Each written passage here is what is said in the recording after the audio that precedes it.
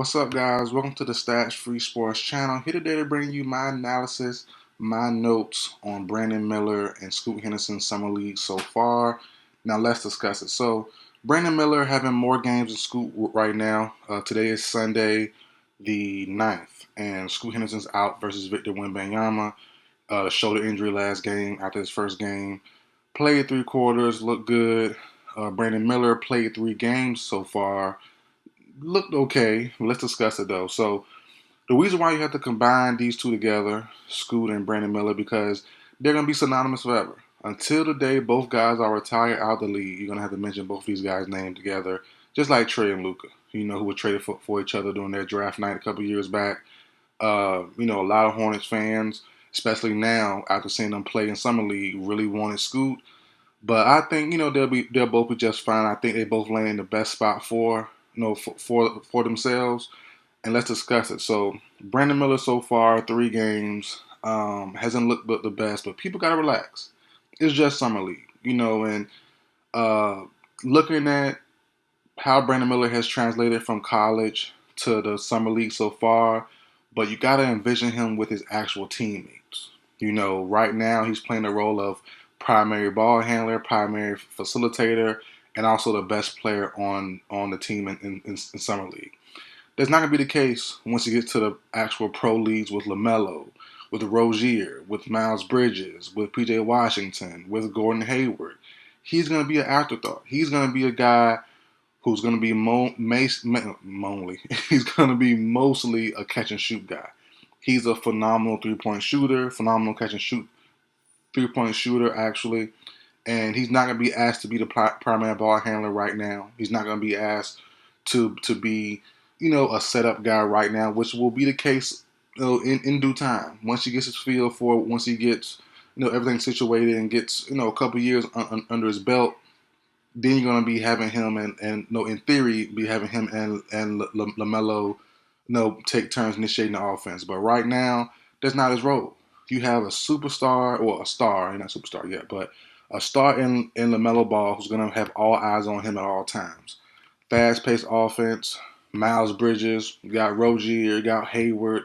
When Miller's in the game, yeah, you'll see him, but like I said, all eyes will be on Brandon Miller. So I have no concerns about Miller. This is just getting him ready for the future, 3, 4, 5 years from now when he's progressed, when he's in his actual man body, when he has the experience. And right now also playing with the teammates that he have, they're not trying to pass the ball. Nick Smith, James Bouknight, they're not trying to share the ball at all. They're going one-on-ones. They're trying to get their own thing going on. So, as far as Brandon Miller goes, I'm fine. 2 things kind of worry me though. That's the physicality on defense and on offense, and also the fouling. The fouling issues are definitely alarming. Not too alarming, but definitely something you got to watch. He's always been quite a hacker. Doesn't really move his feet well enough on defense, but he's in summer league so far. He's been hacking a lot. Averaging 5-6 fouls a game. So that's something you got to watch. Teach. Hey, put your arms back, sit back. If you get past, you're cool, but just don't be fouling like crazy. You know what I'm saying?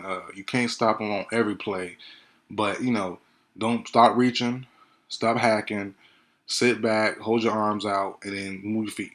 Stop being lazy. So that's one thing you got to work on as well. But one thing too, probably the most important thing is the physicality part. The physicality is definitely lacking on offense, especially when he drives into the paint. He doesn't have the physicality there. He averaged about 5 free throws per game in college, but that was just because the college system, the college refereeing, and also him being big. He's a true 6'9". He got a nice body on him. He's not overly strong though, so he uses to take over on smaller matchups and get mismatches, but he won't get those same mismatches for the most part during the NBA. He won't get those calls either. So he got to be more physical. He got to be more aggressive going into the paint when he does go. As I said, right now, first year, I expect a bunch of threes, a bunch of corner threes, spot up, catch up three, catching threes in transition, I think it'll be, more of that for him right now, early on, than it will be the other way with him being aggressive, driving in, going for and ones. That's not really his game right now. Now on the Scoop, Scoop being with the Blazers, number 3 overall pick, I love it. And I love both situations for both players. And I said this prior to the draft. If Scoop was drafted to the Hornets, I gave it about 2 or 3 years before LaMelo was traded away. Um, I don't think those two would have fit together. It sounds good, but you never really see guys like them, a player like LaMelo and a player like Scoop, come together, and they're both stars. They both come together, play together, and be together long term. You don't really see it. You really don't. So for me, I'm happy they went their ways that they actually went. Blazers get him. Hornets get Miller. They both fit the offense to me perfectly. And this is where Scoot is going to bring you. Good offense. The efficiency from game one won't be there at all times. Him going to start the game 4 for 4.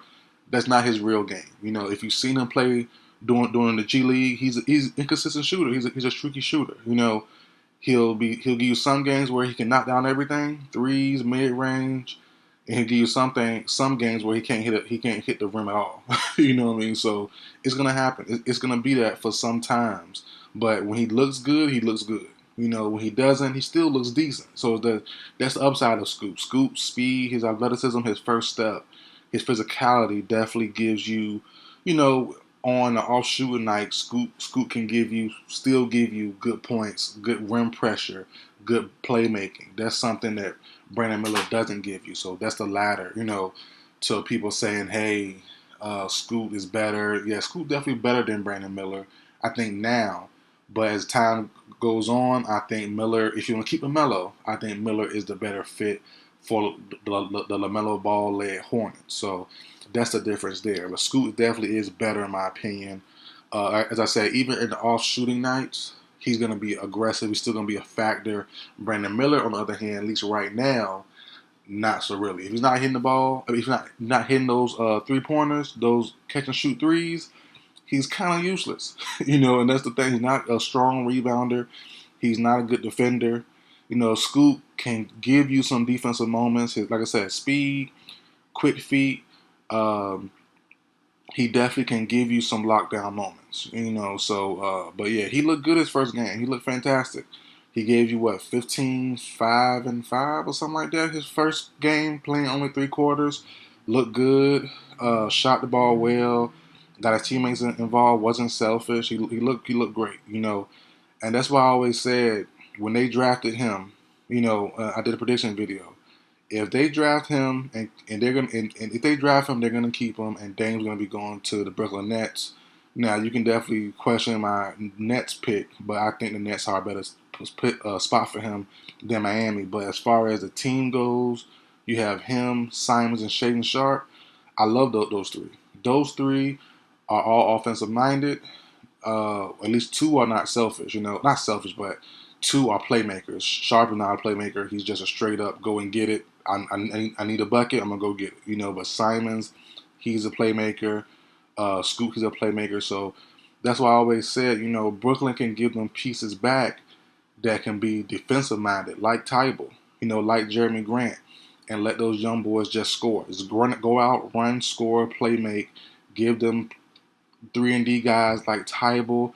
You can trade Lillard for Dorian Finney-Smith and some more pieces, but give those guys 3-and-D weapons so they can just worry about scoring. And I think that could be a very fun Blazers team if that does happen. But we'll see. We'll see where it goes. But that's why they don't want Tyler Hero. That's why they don't need Tyrese Maxey. They have 3 guys who are kind of, project to be on those levels. So I love the fit once Dame is traded of Henderson, Sharp, and Simons. Him and Simons are both playmakers, but he's a more explosive, John Wall, Russell Westbrook type of physical guy, where Simons is, reminds you of a CJ McCollum-ish, type of player, mid-range, 3-point shot, playmaker, kind of does it all on the offensive end, more smooth with it, but Scoot is smooth as well, but he's more just a dynamic smooth. It's a little different there. But overall, though, both players should be fine. If you're a Scoot fan, you should be happy. Don't expect him to shoot this well every game. This is not his game. Brandon Miller, if you're one of his fans, or if you're not a fan of his, you should expect more and a different outcome, a different look when the actual season starts. Him playing with LaMelo, him playing with those veterans, is going to take eyes off him. And when that happens, he's going to burn you from the 3-point line. He guaranteed. If Miller's head is in the game, being in that corner, being in spot ups, being in, that offense where he's not the focal point, where he's not the playmaker, and just catch and shoot and just worry about scoring only, Miller's going to be just fine. I think he'll give, teams a run for their money in certain nights, and he'll be definitely be a crazy 3-point threat once he gets his rhythm and starts going. So we'll see two different things when the season starts. Scoot won't be so efficient. I don't know if we'll see Scoot again this summer league. Maybe, maybe not. I know he missed in today's game. They might just hold him out again, for the rest of the summer league. But he proved himself. He looked good. He looked great. So no need to really show him again. For me, if you didn't keep the Thompson twin out from the Houston Rockets, might as well keep Scoot out too. But we'll see with that. But Brandon Miller, to me, he'll be just fine. Just give him time. Give him a new role, his real actual role, as not a star player, but as more of a prospect player, catch and shoot guy. And then we'll see how the narrative around him will probably change. So, but that's it for the video, guys. Like, share, comment, subscribe. I'll see you guys next time.